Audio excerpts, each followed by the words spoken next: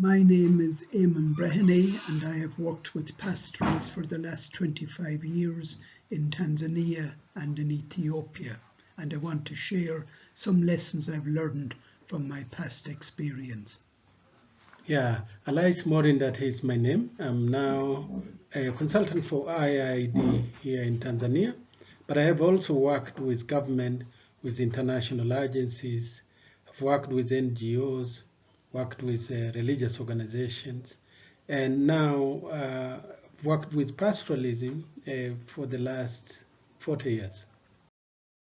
One of the things that I have learned is that pastoralism is a way of life that puts pastoralists on the margins of society. They are often on the edges of villages, on the edges of vast plains, and very removed from the farming community and from other groups of people with various different livelihoods. So it is for me, it is a way of life that has put them on the margins. Alais, what do you think? I think you are right, but that's also a choice of pastoralists themselves to decide which way of life is useful for them. If we look at the historical issues of pastoralists, the history, where they came from, where they lived, they have always lived in these huge savanna lands, all of which can be categorized as disequilibrium environments, whose rains are inconsistent in time and also in space and what it produces. This year maybe there's plenty of rain, next year you may not get that, and that affects immediately their way of life. At the time of a lot of rains, pastoralists have a lot for their livestock and for themselves because of the pillars that support their livelihoods. One pillar of great importance is natural resources of pasture, of water, of forest, of salt licks, and there's coexistence between pastoralists and wildlife within the rangelands. But the other pillar is the livestock herd they keep. Livestock is everything in terms of their livelihood. They depend on their livestock for milk, for food, for blood, for selling and getting money, for exchange, for social and spiritual issues. So livestock is very important for pastoralists, but also to coordinate all this is the institution of people called pastoralists. And these pastoralists then, bringing the three pillars together, make their way of life, which explains their philosophy of being, their philosophy of belonging, and their philosophy of becoming. One of the things that I have learned is that very often people, policymakers, people in government perceive that pastoralists are using vast tracts of land and taking it away from other livelihoods. But one of the things I've learned is that pastoralists depend on utilising land that is often not suitable for other livelihoods, for example, for intensive agriculture. So in fact, I believe that they're not taking land away from other land users like agriculturalists or people in small farming businesses and so forth, but they're utilising land that otherwise may not be utilised. What do you think, Alais? I think in the past they had vast landscapes at their hands. Pastoralists had highlands, and they also had lowlands, and they had midlands to depending on the season. So that during the wet or the rainy season, they move into these huge and vast rangelands. And that is where livestock can flourish more. They get a lot of water, plenty of pasture, and also security of their livestock is good, less diseases within these savanna lands. And also in these plains, also pastoralists meet together and have a lot of social interactions. But during the dry season, they move slowly to the highlands, utilizing the midlands, and at the top of the dry season, they find themselves at the top of these highlands, which are much cooler, grasses that are there are available at all times, and they also settle there for the last bit of the dry season. And in that way, that movement of going down and coming up has really helped them over the years. The problem today is that they don't have those highlands. Those highlands have been taken by other people who now cultivate it. And government has also taken these lands to use for other purposes. Since the time of villagization, we have seen a big change when people were put into villages, either in the lowlands or highlands or midlands, and movement therefore is restricted by and large. One of the major things that I learned about pastoralism is how critical mobility is to their way of life. But it is the mobility issue is something that's not well understood, particularly by policymakers. And policies in general nowadays are trying to restrict or indeed eliminate movement rather than facilitate movement. I don't know, Alais, how you see that. Yeah, mobility is a key strategy that pastoralists uses to enhance the livelihoods that they have, and also to maintain their livestock herd. As a key strategy, it necessitates that resources which are spread in the highlands, midlands, and lowlands are utilized in relation to also water. So water is a key determinant of drylands ecosystems. So pastoralists move from one area to the other depending on the season to utilize the key resources that are available there without staying in one place and destroy the ecosystem in that one place. And because of that, you can only utilize the various resources that God has provided for them by moving from one place to the other. Now, movement or mobility is not done haphazardly. Mobility is done in a very, very organized way and regulated by traditional leaders and systems that are there for pastoralists. For those people who don't know how this is being done, the tendency is to blame pastoralists, that they wander around without any purpose and are destroying other people's livelihoods, and there's a lot of arguments against mobility. When policies have been changed not to allow mobility to happen, pastoralists find themselves in difficulties because mobility is a key strategy for utilizing these resources. Secondly, they believe that the lands they had were given by them by God and supported by the nation state is the only way in this livelihood in which you can survive. So it's not a curse, it's not a problem because it is organized. It's a strategy that works for pastoralists who live within those disequilibrium environments. I talked at the beginning about how pastoralists can be marginalized very easy because of their way of life. And one of the big challenges for me is the challenge of the unity of voice of pastoralists, because the way of life makes talking with one voice a challenge. And for example, in Tanzania, in my experience, one of the challenges in the past, and indeed a challenge today, is who is the voice of pastoralists?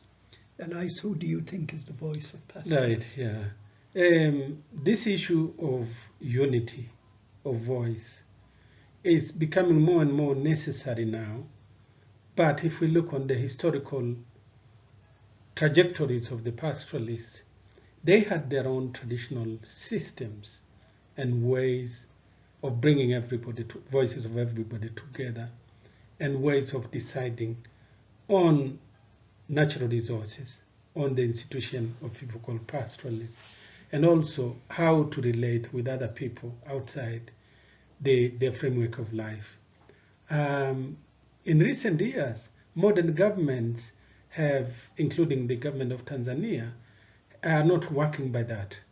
They have policies and they have laws to regulate how people should live under the constitution of the republic. Everybody then must adhere to that. It means traditional ways of living and the way people used to really organize themselves has changed. And in the case of pastoralists, this then, because they're not educated, most of them, and particularly the elder generations, and because their traditional systems have been not destroyed, but we don't use those now to organize ourselves. We more or less use policies and laws of the nation state. It is difficult for pastoralists to now speak in one voice when those structures and systems, traditional structures and systems, are no longer in place. Leadership has been turned upside down from the elderly people who had a lot of experiences that they gotten through living, to youngish people who are more educated, have skills and knowledge from modern education, and that has turned everything upside down. In this case, we operate within villages, village governments, ward, we operate in districts, we operate in regional secretariats, all the way to the national level. So it is very difficult now. Pastoralists find themselves very, very difficult to stand in one voice, because they have to be seen not as pastoralists, they have to be seen more as Tanzanians. And if you wanted to speak, you speak through those structures, modern structures of our nation state. Because they don't read and write, and because they don't have a lot of knowledge on this, when their traditional structures are gone, the one voice, the unity voice of them becomes redundant. And in this case today, pastoralists can either be represented by their own village, their own ward, their own district, or region. When people who don't understand them becomes their representatives, it is difficult. And that is exactly what we see, because not everybody understands the dynamics of the pastoral system, and not everybody supports their way of life. To make it worse, key natural resources of land, of water, of forest are the interests of everybody. These are used not only to keep livestock necessarily, but for other purposes. And pastoralists find themselves in a lot of difficulties now than any other time in their history. I myself come from a small farming background, and my father taught me many things about life. One of the things he taught me was that he was always suspicious of government, and he always felt that government was developing policies and strategies that were against his interest. And I see the very, very same thinking here, because I see that in very many situations, pastoralists see the threats that government are offering rather than the opportunities. For example, in relation to the land law, in my experience of working with the pastoralists in the early days, they saw all the threats that the land laws posed, but they didn't see the opportunities that at a later stage pastoralists were able to exploit. I don't know, Alais, what do you think? Do pastoralists nowadays see opportunities more than threats, or are they still feeling threatened? No, I think they see more threats than opportunities.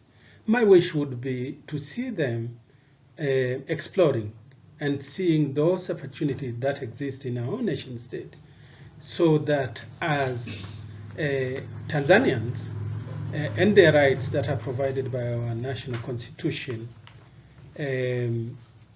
and their democratic rights can be actually, those opportunities are utilized.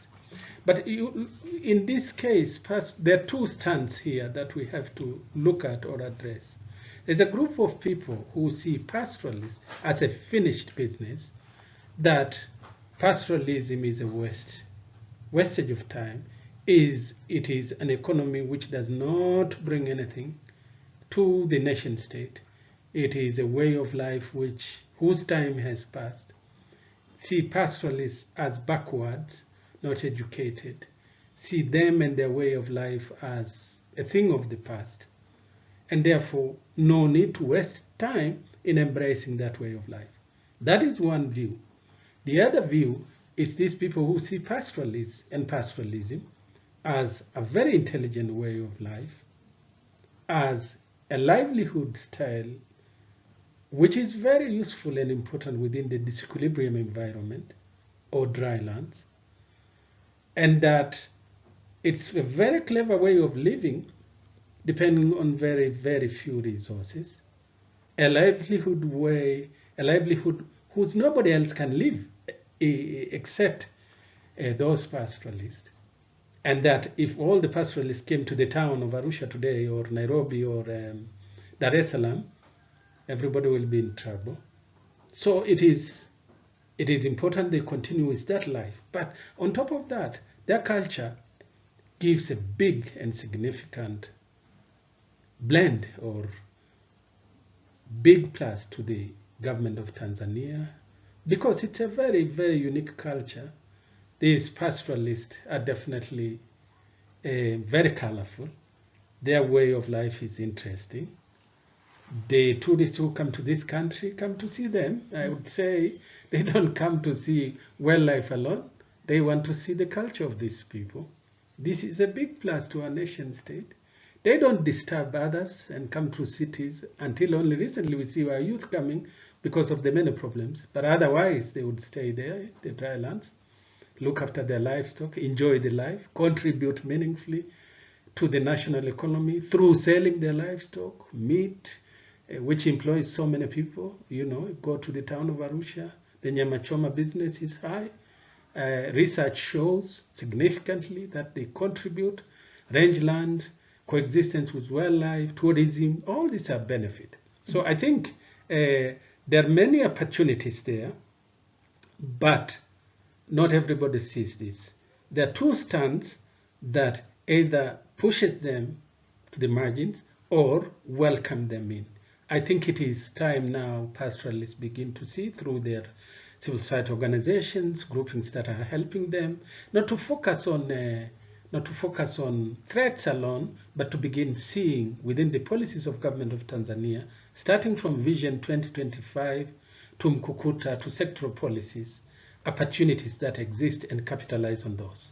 I have said a number of times, Alais, that if pastoralists were able to organize themselves, for example, here in Arusha, government often talk about pastoralists contributing little or nothing to the economy.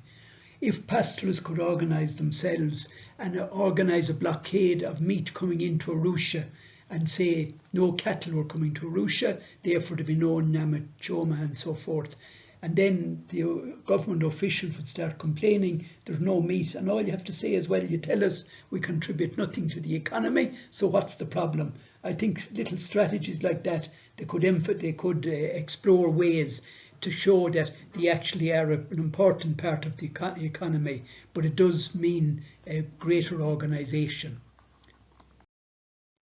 However, having said that, there are challenges of developing strategies on how best to engage with government, but it is changing.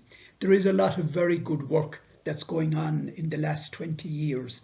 And I think it's important that we recognise and acknowledge that, for example, there are many organisations. Government itself is more cognizant of the contribution of pastoralism.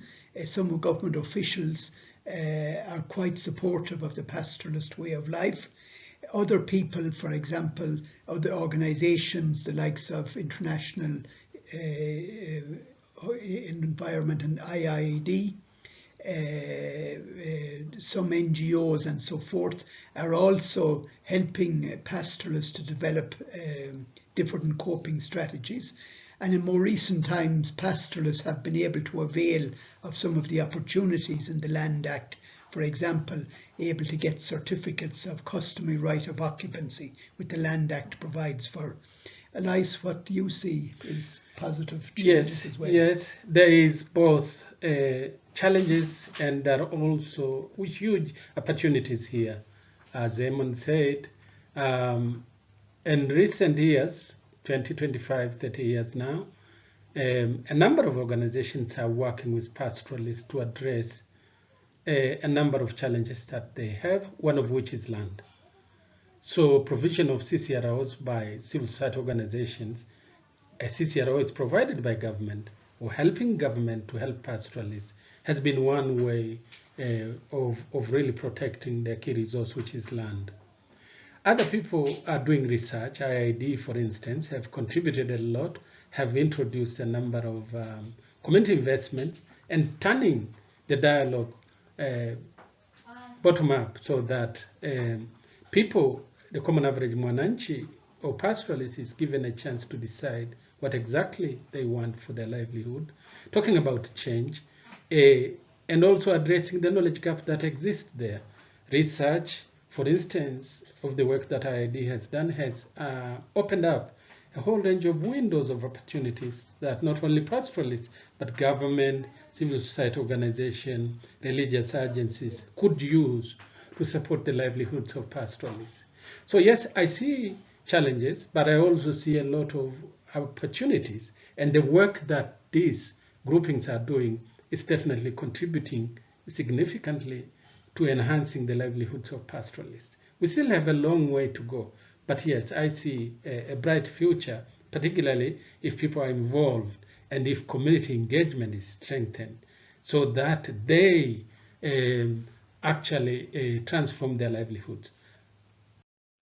Alais, one of the things I would love to see happening is not just pastoralists, but other groups like small farmers, small fishermen and so forth, coming together and building alliances, because the challenges that are facing the pastoralists are the same challenges facing small farmers, small fishermen, with the push towards individualised, privatised, commercialised production of livestock, production of crops like maize and so forth, large-scale fishermen overpowering small-scale fishermen, small artisans in mining been overpowered by these big companies. So in fact, all these small groups have a lot more in common in terms of the challenges that they face. And one thing I would love to see happening is the building of alliances between these groups, because I think they all face the same challenges. I don't know what you think. Yes, I agree with you. A big agenda that should be addressed here is poverty and how to alleviate poverty across the various groupings of poor and marginalized people in our own nation state. It is important that we focus on poverty reduction, because by so doing, that's when we will transform livelihoods of people and take them to the next level. Very important in this is strengthening of dialogue also among and between groups, and enabling them to become masters of their own destinies and to choose what they want for their livelihoods now and in the future. Coming together will necessitate that some people drop some of their own key traditional ways of doing things to embracing the new ways of working together as groupings.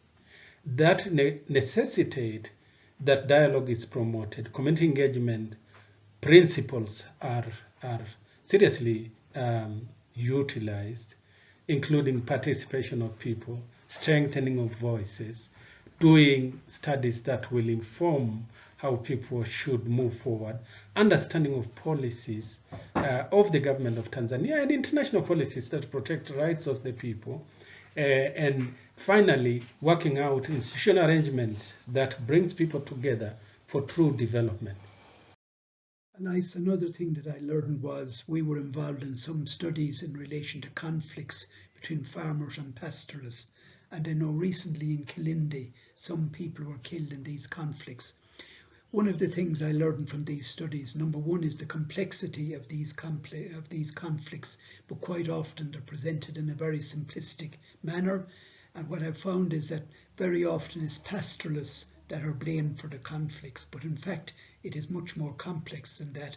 And some of it comes down to bias and prejudiced thinking very often by policymakers, but also the dynamics in local communities. Whereas we found, for example, in Alais some years ago, when people were allowed to express their views and deeper research was done on the causes, both sides could see actually each other's point of view. But what I've found is that in general, pastoralists are the ones that are nearly always blamed for the start of these conflicts, but in fact it is much more complex and complicated than that. I don't know what you think. Well, I agree. First and foremost, there has been a lot of conflict over natural resources in our own nation state now, more so than any other time in our history. And as you say, there's a lot of prejudices to understanding the causes of these conflicts. And poor people, particularly, not only pastoralists, the tendency of being poor is that from time to time and all the time, your voice is not as strong, and the tendency of those who make decisions is really to marginalize the poor. So the poor who are marginalized have less voice, are not strategic, unable to really argue their case. And finally, instruments of power don't necessarily give them that big space to talk about their livelihood and make choices. Those with power have the voice and are very strategic when it comes to this. Although we know conflicts are ever old and ever new, dialogue hasn't been fair to most groupings, including pastoralists. We categorize recent conflict as conflict over natural resources of land, of water, of rangelands, of spaces like this, of forests, land that has in the past been a property or owned by pastoralists, for instance, is turned into huge wheat farming. We saw that with the Canadian wheat project. Land that is for livestock keeping have been turned into hotels for tourists, and people complain. Multiple land use areas such as the Ngorongoro Conservation Area, now population has increased, putting a lot of problems on everybody's shoulders.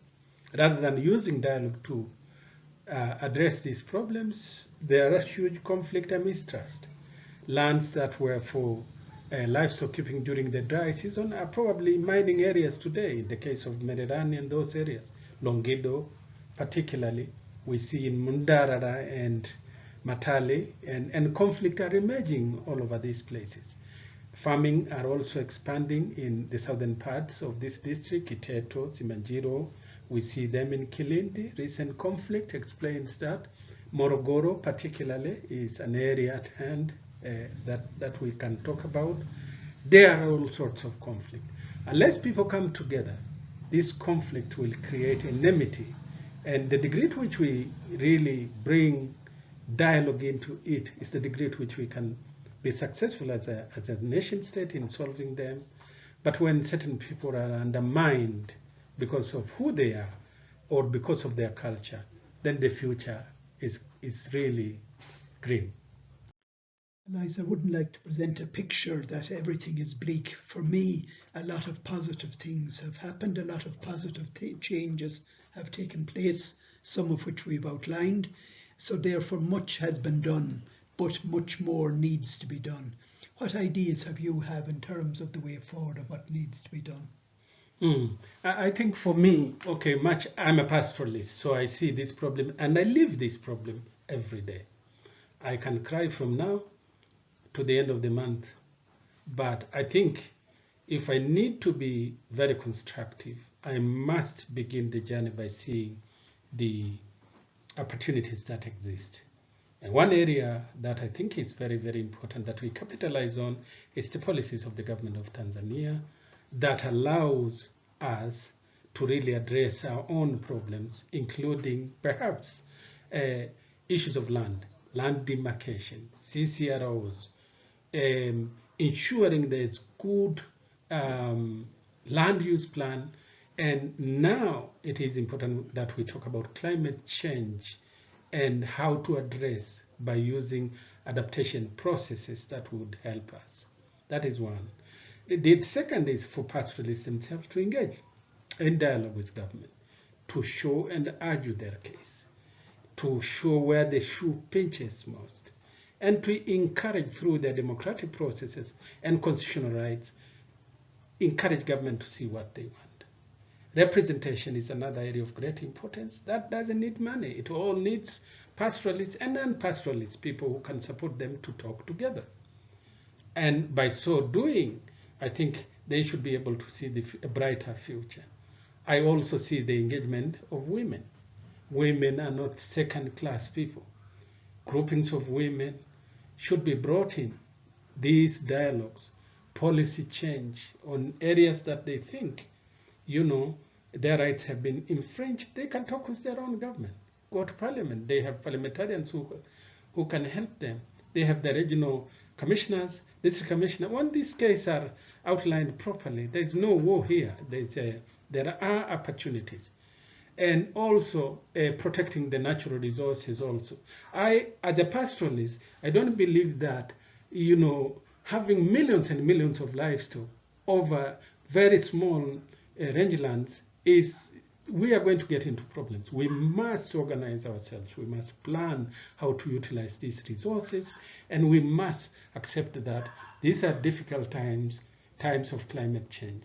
And finally, dialogue is critical to us. Addressing the knowledge gap in both sides is very important. Researching on these things, enhancing more dialogue on these things, as opposed to really just hating and hitting one another, is going to be critical in order for pastoralists to live in this country. And finally, pastoralism is a very, very important way of life, not only to pastoralists, but to this nation state, to Tanzania, and future generations of this country. Throwing them away, killing that way of life, will be a lost opportunity, one that Tanzania will remember and will, for years, blame the strategies that they have undertaken. It is important that we think critically and also put on the table strategies that will liberate not only pastoralists, but all the poor in Tanzania. So we move forward in hope and avail of the opportunities that present themselves. We need to look into the future with hope, with enthusiasm, with dedication, with commitment. We must look into that future clearly and move very fast, not wasting time, into bringing this radical transformation that is needed in order for us to become more, to be more people. And Tanzania is our nation state. There's nowhere else we can go. Africa is our own continent. We must ensure the agenda of pastoralists and pastoralism more generally is put in the list of the agendas of nation states.